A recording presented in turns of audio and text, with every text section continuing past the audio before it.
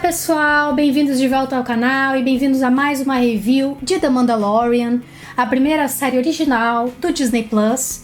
Hoje a gente tá aqui pra falar do terceiro episódio, The Sin, mas antes de começar, não esquece de dar um joinha se você gostou do vídeo, comentar aqui embaixo o que você achou do episódio, se inscrever no canal e acionar as notificações pra continuar acompanhando os nossos reviews. Além de The Mandalorian, atualmente estamos fazendo reviews por episódio de Watchmen e de His Dark Materials. E apesar de a gente já estar se encaminhando para a última semana de dezembro, ainda tem muita série que a gente vai falar esse ano. E nos segue nas redes sociais, que a gente está no Facebook, no Instagram e no Twitter. É verdade. The Mandalorian segue uma série de ótima qualidade, porém, eu acho que nesse episódio ele acabou assumindo uma narrativa, um estilo de narrativa mais geral, padrão. Eu gostei muito dos dois primeiros episódios pela forma como ele contou a história, que eu achei que foram muito mais cinemático e muito mais profundo na forma como era gravado, na forma como ele apresentava as situações, na forma como ele resolvia as situações. Esse aqui eu acho que ele perdeu um pouco da qualidade de produção, porque parece em alguns momentos que a gente tá vendo uma série de orçamento menor ou de diretores não tão competentes quanto os dois primeiros que a gente viu. Mudou o diretor, foi outra pessoa que assumiu a direção. No segundo a gente já tinha notado que tinha mudado um pouco, tinha sido um pouco diferente do primeiro, porque o primeiro foi o Dave Filoni, que é um cara que criou a saga do Clone Wars, que é aquela série de TV que fez muito sucesso. E é um cara que tá mais envolvido com o universo Star Wars, conhece melhor, sabe como fotografar isso muito bem, sabe como passar isso muito bem. Esse eu já achei que foi mais pobre nesse sentido. A história em si tomou aquele rumo que todo mundo esperava que ia tomar, eu acho que não foi surpresa pra ninguém o que aconteceu nessa história.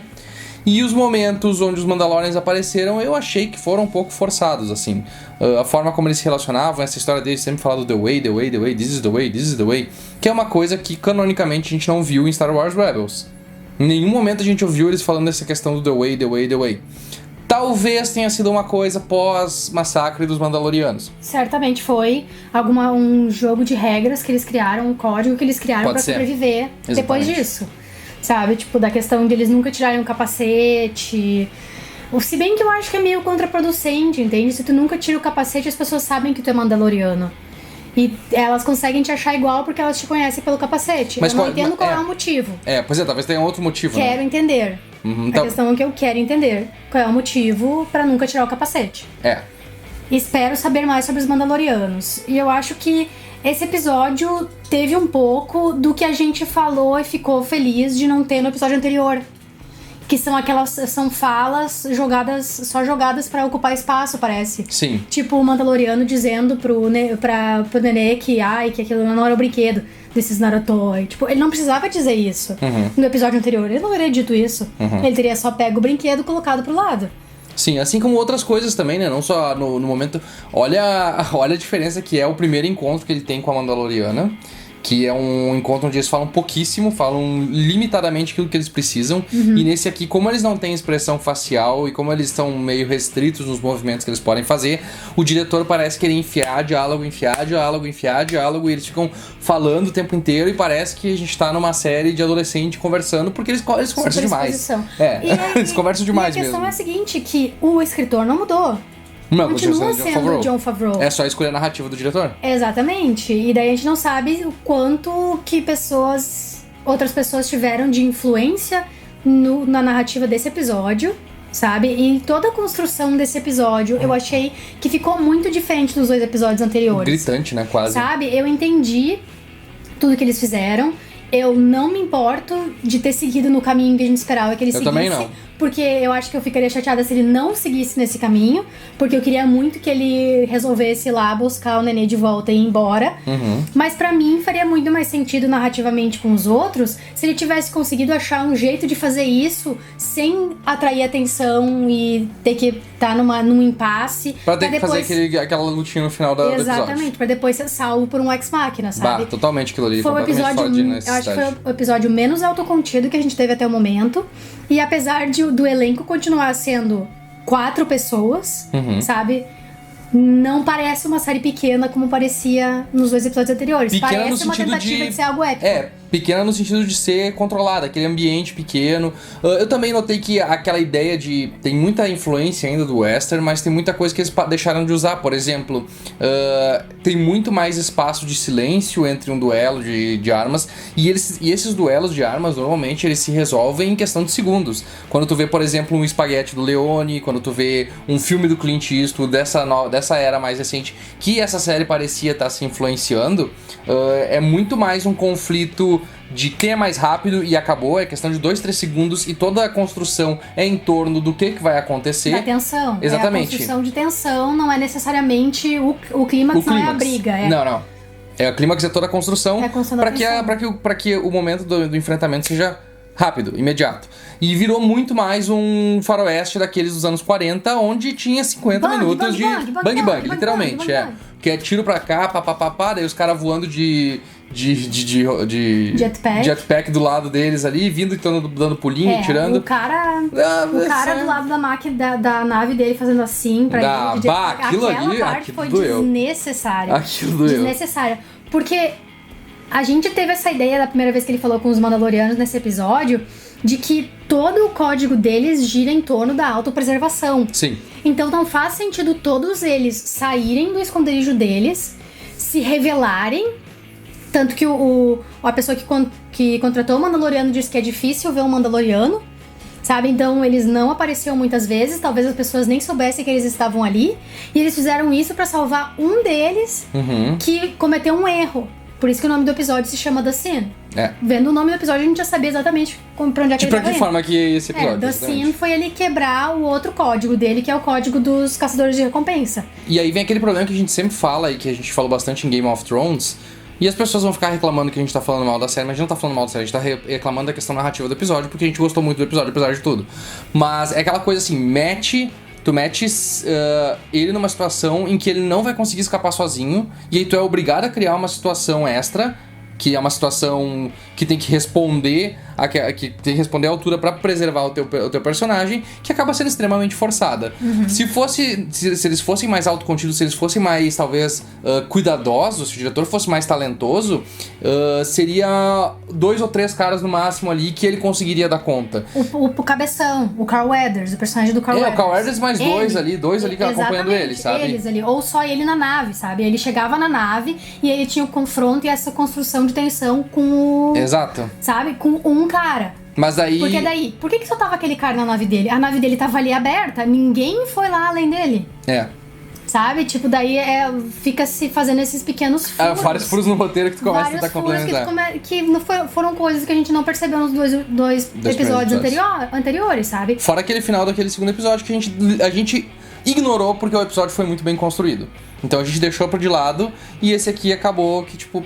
Né? E ele já começa muito mais rápido, se tu parar pra pensar, porque enquanto os outros começaram extremamente lentos e foram construindo, esse aqui já começa com ele chegando, já corta, já tá ele entrando no planeta, já corta e já tá entregando o negócio. Então foi tipo uma coisa muito... E os outros tiveram tempo de... Não, aqui ó, ele tá lutando contra esses caras aqui que apareceram do nada. Ou no primeiro que ele tava encontrando o cara lá, que ele foi no bar pra descobrir quem era e tal. E esse aqui parece que é muito assim, ó, nós temos que correr, nós temos que correr, nós temos que correr. E ficou... Parece que foi assim... Não teve aquele cuidado que os dois primeiros episódios teve. Porque ele não precisava. Eu acho que a coisa que eu mais odiei que ele fez nesse episódio foi perguntar o que eles iam fazer com o Nenê. Sim. Que ele perguntou 3 vezes e eu acho que isso é desnecessário. Porque tu constrói esse personagem que fala pouco, sabe? Que não tem, tipo, uma ligação muito profunda com ninguém. Então, no momento que a gente vê ele na nave, preparado pra ir embora, e ele vai tocar na alavanca que o Nenê tirou a bolinha e ele começa a lembrar do passado dele, ali seria o clique dele, sem perguntar pra ninguém o que é fazer com o Nenê. Se todos ele aqueles só momentos, pra ver o que aconteceu. Se todos aqueles momentos que tivesse passado, eu acho que com o Carl Weathers eu até entendo, porque daí ele fez aquela ligação, mas eu acho que um silêncio dele teria resolvido da mesma forma, sem precisar fazer explanação demais. Porque se ele tivesse ficado quieto, sabe, tipo... E aí demorasse um pouquinho pra responder... Porque a gente entendeu que ele se apegou à criança. A gente não precisava que ele perguntasse pra saber que ele se apegou à criança e que ele ia lá resgatar ela. O Carl Weathers se liga porque ele falou pra ele, mas eu acho que daí se tivesse aí que se usa bem, quem sabe usar bem o silêncio consegue transmitir a mensagem. Porque, ó, novamente, a gente não tem as expressões faciais dele e a gente precisa de uma forma pra demonstrar. Uma pausa mais longa numa conversa já diz o suficiente. Sabe, e isso parece que eles meio que regrediram nesse episódio nesse sentido. O resto da história foi exatamente aquilo que se esperava que fosse acontecer. Em nenhum momento a gente imaginou que ele ia deixar o neném lá. Se ele fizesse isso, ia ser uma coisa extremamente chocante. E talvez a série fosse pra outro rumo, uma série de antológica sobre o Mandaloriano, onde ele encontra as coisas e passa adiante e esqueceria aquele momento. No entanto, a série tá querendo... né? Não, mas a gente quer que continue nesse caminho, porque já compraram um monte de merchandising do bebê Yoda. Eu também quero que elas continuem nesse caminho. Seria muito cruel se eles só abandonassem o bebê Yoda agora. Eu acho que se fosse um outro tipo de série que buscasse mais assim, mais focada mesmo na ideia de um western mesmo, espacial, e não uma coisa Star Wars, eu acho que faria sentido, sabe, a gente ter esses pequenos vislumbres assim do que aconteceu, porque isso me lembra muito dos episódios de Clone Wars que eram autocontidos também. Tinha episódios muito tristes de Clone Wars, onde, por exemplo, a gente via um grupo de clones que era perdedores e não conseguia dar certo porque eles eram todos deficientes. Quer dizer, de Rebels? Não, de Clone Wars, da série Clone Wars. Que tem, que tem os clones que são deficientes e é um grupo deles. É muito foda, porque daí, tipo, eles fazem tudo aquilo, eles conseguem ganhar, eles viram clones e aí mostra eles logo depois no futuro e, tipo, 2 deles acabaram de morrer. E aí tu sente o descolamento, assim, sabe? Foi tipo uma coisa que tu viu a história deles em um episódio, no outro episódio tu viu que 2 deles morreram e tu fica... Tu sente, sabe? Então, tipo, é legal tu ver essas coisas pipocadas dentro desse cenário, assim, sem ter uma ligação específica com aquilo dentro desse universo, porque o universo é cheio de mitologia e é maravilhoso isso, porque tem tanta coisa que tu pode trabalhar em cima sem tu precisar te apegar aos personagens, né? Tu te apega a eles por aquilo que eles passaram, por aquilo que eles demonstraram em um episódio. Então, em algum momento eu pensei assim, de repente poderia ir pra esse lado e seria uma história muito interessante. Mas não, eles querem contar a história dele e ele vai salvar o bebê Yoda, e o bebê Yoda vai ajudar eles a derrotar não, mas a... sei lá o que eles vão fazer com ele. A gente não tem ideia do que eles vão fazer. Não tenho ideia, não quero conjecturar nesse momento. Mas eu tô acreditando que sim, vai estar ligado com o nascimento da Primeira Ordem, sim, vai estar ligado com o nascimento da Resistência. Então isso tá começando a ficar mais claro, infelizmente. Não dá pra... Eles não vão querer não conectar isso. Não dá. Eles não vão querer não conectar. A gente tem que ficar feliz que a gente tá tendo uma série extremamente bem feita, sim, competente, com um protagonista interessante, com escolhas ousadas na maneira de contar essa história. E eu espero que a partir do próximo episódio eles retomem isso. E sabe... Que eles tenham usado essa narrativa só pra eles poderem se livrar dessa questão dele levar o Yoda embora, porque talvez os fãs também fossem ficar incomodados se ele conseguisse fazer isso com facilidade.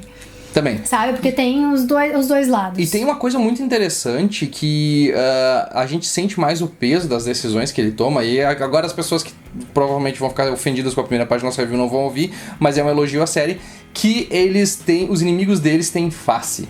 Os inimigos deles são conhecidos, ele conhece eles e não são só Stormtroopers que são completamente descartáveis e ninguém se importa, ou droids como nas prequels, e todo mundo tá cagando pra aqueles personagens, pra aquela luta que tá tendo. Porque é uma guerra completamente, toda a guerra das prequels, por exemplo, é uma guerra totalmente sem peso. Asséptica. É sem peso porque tipo, é um monte de clone enfrentando um monte de droid, sabe? Tipo, tá, é isso aí. Então, o fato de eles estarem colocando rostos nas pessoas que eles estão enfrentando e dar mais peso pras mortes, isso é muito legal, isso é muito bom de ver, porque bota mais as coisas em jogo, bota mais coisas pesando, sabe, a favor disso. E aí tá, ok, nós vamos ver agora a história de como é que vai se desenrolar, porque a relação dos dois é muito boa, os dois não conversam, os dois têm uma relação muito boa. Só, realmente, assim, a parte, principalmente dos Mandalorianos, me incomodou um pouco, porque parecia um pouco aqueles cowboys que se encontram num bar e ficam brigando e discutindo, e aí eles saem uma briguinha de faca ali que tipo... tá, ok. Mas da forma como eles preservam o caminho deles, da forma como eles se exporam, ficou meio contraditório.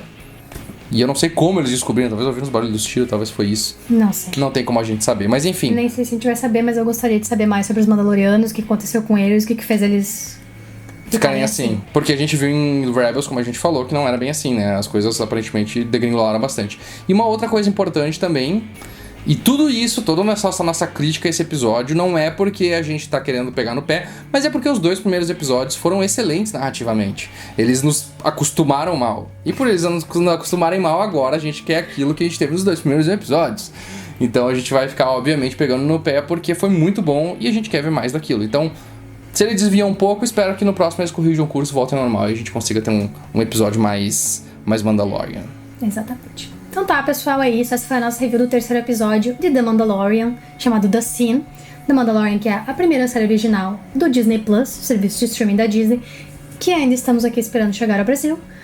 Não esquece de dar um joinha se você gostou do vídeo, de comentar aqui embaixo o que você achou do episódio, o que você espera para os próximos episódios de The Mandalorian. Se inscreve no canal e aciona o sininho para receber nossas notificações, além das reviews por episódio de The Mandalorian. Estamos fazendo de His Dark Materials e Watchmen, ambas da HBO.